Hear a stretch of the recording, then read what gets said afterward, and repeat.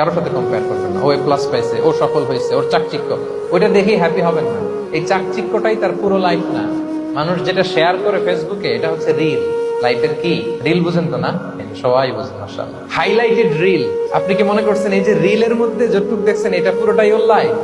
না রে ভাই, ওরও অনেক কষ্ট আছে, ওরও অনেক ব্যর্থতা আছে, ফেলিওর আছে, ওইটাও ঢেকে রাখে, ওটা তো প্রকাশ করে না। দেখবেন আমরা ফেসবুকে ছবি শেয়ার দিলে কি করি? সবচেয়ে ভালো ছবিটা, হাসি দেওয়া, স্মাইলিং ফেস, স্মার্ট লাগতেছে, সুন্দর পিকচার হয়েছে, এটা দিই। কারণ আমি যে হ্যাপি এটা দেখাইতে চাই আমি সবাই, ঠিক কিনা? তার মানে আমার দুঃখের অংশটা তো আমি শেয়ার করি। সো আপনি কারো চাকচিক্য দেখলে অবাক হবেন না, এটাই তার হোল লাইফ নয়। It's not the entire picture of his life. এটা হচ্ছে হাইলাইটেড রিল। এটা কি? সবাই বলেন এটা কি? সো কখনো কম্পিট করবেন না অন্যের সাথে। তাহলে কার সাথে কম্পিট করবেন? Compete with yourself. নিজের সাথে কম্পিট করুন, নিজের সাথে কম্পিট করুন। and try to be the better version of yourself in every single day.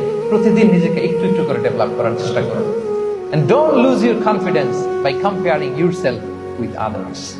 Dear brothers and sisters, কখনো নিজেকে অন্যের সাথে তুলনা করে আপনার কনফিডেন্স কমাবেন না।